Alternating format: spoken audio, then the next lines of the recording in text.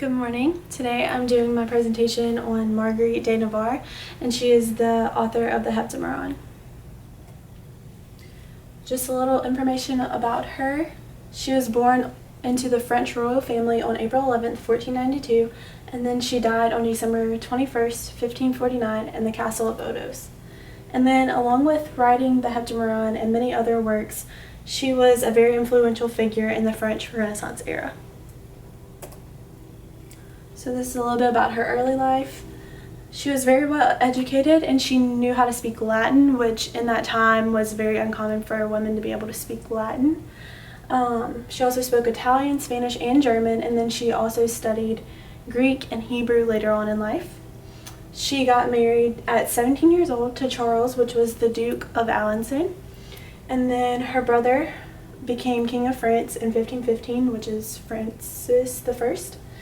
And through him becoming the King of France, she became the hostess and had great influence on France and its people. So some power and influence that she had. She was the hostess of the French kingdom, as I said before. She was known as a patron of humanists, reformers, artists, and writers. And she was also known as a mediator between Catholics and Protestants because they had some conflict going on between them at that time. And she also became Queen of Navarre when she married Henry d'Albret, which was the King of Navarre. A little bit about her role as the Queen of Navarre. She opened the Kingdom of Navarre to important people like Leonardo da Vinci, and he actually stayed there till his death.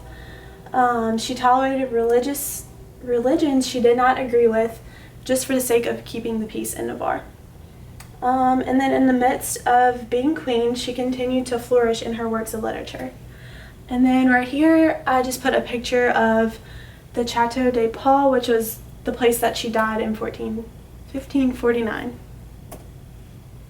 Okay, so a little bit about her other works of literature. She wrote poetry, short stories, and religious verse. Her first work that she published was The Mirror of Sinful Soul, and that was poetry and religious verse. She also published Marguerite des Princesses, which was a collection of long devotional poems and theatrical pieces.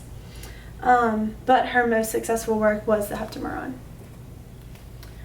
So as I said, the Heptameron was the most successful literary achievement of Marguerite's. It was published 10 years after her death, and it's composed of 72 stories.